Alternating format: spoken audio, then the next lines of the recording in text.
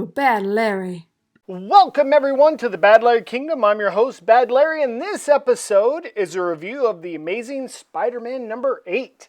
This issue has 2 stories within, both written by Stan Lee. Let's check out this cover.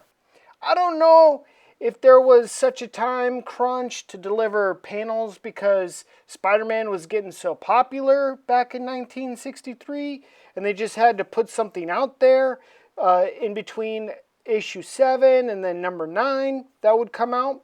But this cover feels rushed. The plain yellow backdrop with no details, no background. It's probably my least favorite cover so far of the Amazing Spider-Man series. Sure, it tells us what's going on, but let me know in the comments down below if y'all like this cover or not. The first story is called The Terrible Threat of the Living Brain. This story is drawn by our regular artist, Steve Ditko.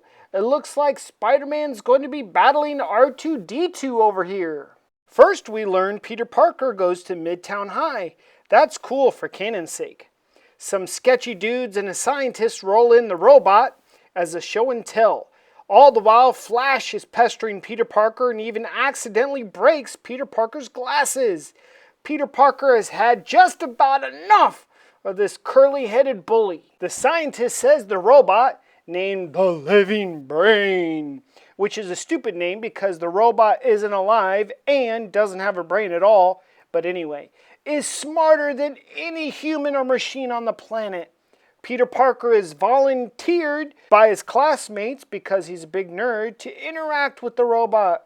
The 2 ugly assistants decide they're gonna steal the robot and use it to predict horse races and get rich. The scientist requests the students come up with a question for the robot. Blonde-haired Liz, who is in love with Spider-Man by now, wants to know Spider-Man's real identity. Peter Parker is nervous. He knows the robot can blow his cover, but he still has to plug the data into the robot anyway. The robot can't talk, obviously. It spits out data on a ticket. Whew! The answer is in code. Peter Parker is safe for now until the code is deciphered. Flash is an impetuous bully and tries to snatch the tape away from Peter Parker, calling Peter Parker a weakling. Well, enough is enough, Peter Parker says. Try and take it and see what happens. The teacher says, hey, you two, I'm tired of y'all bickering. Just box it out already. Because, that's the solution a real teacher would recommend to 2 arguing students, right? Seems appropriate. Everyone knows Flash is going to stomp Peter Parker. Peter Parker has no one in his corner rooting for him. Even the ref is feeling pity for Peter Parker. Well, the fight starts and Peter Parker knocks old Flash right out of the ring using a mere fraction of his strength. Peter Parker says to himself, I'll have to scale it back even more or I'll kill this kid. Flash comes to and is now super cautious of Peter Parker because he felt that spider power. Flash convinces himself he must have just slipped. Puny Parker can't beat me. During the fight, the 2 ugly scoundrels try and steal the robot, but instead activate it and cause it to go haywire. The robot is off on its own mission to destroy everyone. The commotion makes it to the gym where Flash is frustrated he can't even get a lick on Peter Parker. No diddy. Peter Parker is too fast, even for himself. He flips out a little slap to Flash, but Flash is distracted by all the commotion. Peter Parker can't pull his slap back in time and knocks Flash right out. Nighty-night, old Flashy boy. All the students say, I was a lucky, dirty shot. But the robot's on the loose. Everybody's running in panic. Peter Parker carries Flash to the locker room, and within 30 seconds, Peter Parker emerges as Spider-Man to save the day. Spider-Man takes action and gets the Living Brain to focus on fighting him. How about some webbing to slow it down? Nope! It busts right through the webbing, and the robot adapts and learns Spider-Man's moves and traps Spider-Man in the corner.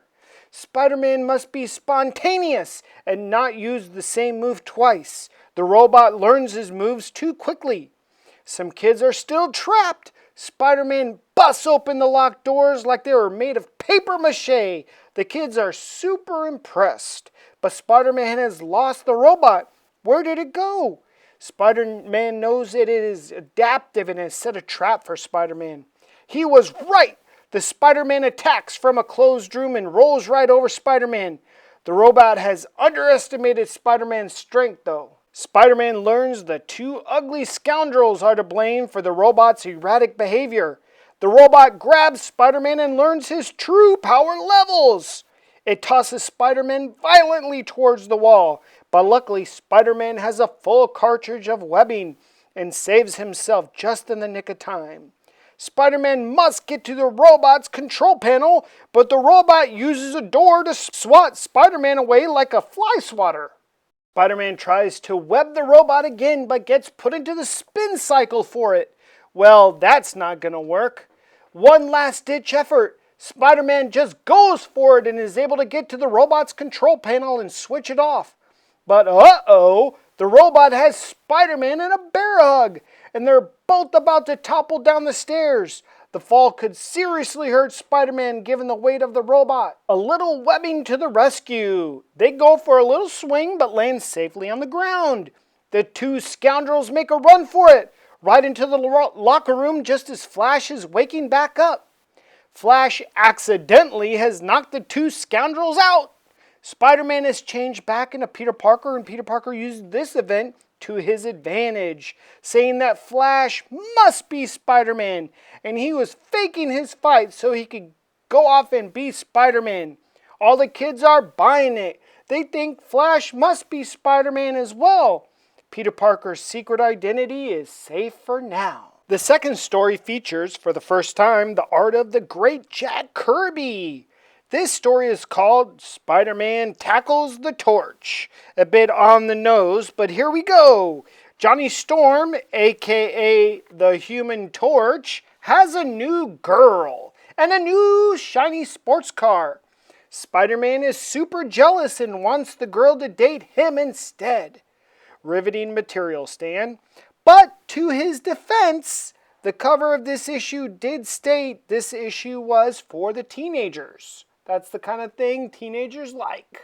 Johnny Storm's throwing a party, which Spider-Man wasn't invited to, so Spider-Man crashes the party and pranks everyone with a fake web bat. No one is impressed. Johnny says, "Get the F out of here, Spider-Man. This is a private party." Spider-Man says, "Make me, hothead." This fight is on. And to be fair, this is all Spider-Man's fault. He should have been minding his own business. Spider-Man smacks the Human Torch with two huge web bags of sand, putting out his flame. The Human Torch is now pissed. Spider-Man crashed his party, made a fool of him in front of all of his friends, and now mollywopped them using sand. The Human Torch turns up the heat on Spider-Man, throwing flame buzzsaws at him, fireballs, and a fire net. Spider-Man uses his speed and agility to dodge them all. Barely. Mr. Fantastic, Invisible Woman, and the Thing are all just watching. Where did they come from? Not important, I guess. They try and give Spider-Man a hand up, but Spider-Man says, "F you guys, y'all aren't even all that.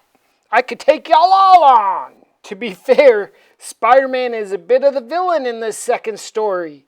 However, the Invisible Woman is the one to finally put a stop to the little skirmish before anyone got seriously hurt.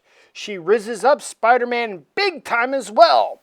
Spider-Man bounces but leaves her a little web heart as she's the only one Spider-Man likes. He calls the other guys trash and leaves. The end. This issue seems like candy. Not much to it, but fun to consume. Let me know your thoughts down below. I will say it was fun seeing Peter Parker knock Flash all the way out of the boxing ring. Stay tuned for the next Spider-Man episode featuring Electro for the first time ever, as this episode is over. Thanks everyone. Hit that like button, subscribe so you never miss an episode, and I'll see you tomorrow. Peace.